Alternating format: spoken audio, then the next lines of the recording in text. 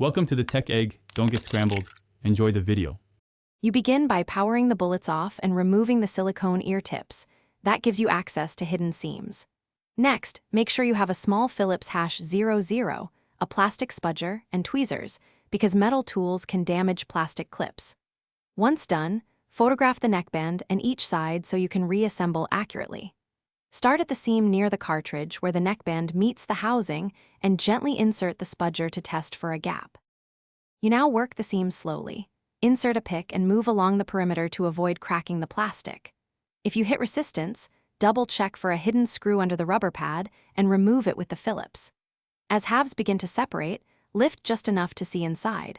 This prevents straining ribbon cables and the tiny battery lead. Make sure you understand why each cable is routed a certain way. That routing keeps strain-off solder joints so nothing rips when reassembling.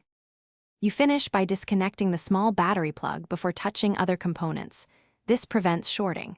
Perform your repair or inspection, then reconnect cables in reverse order, ensuring ribbon cables fully seat and the battery plug clips in. Test power and Bluetooth functionality while the case is still slightly open so you can correct misshapen wires without full disassembly. If something goes wrong, focus on the battery connector and ribbon pins first. Thanks for watching. Consider subscribing if I helped unscramble your problems.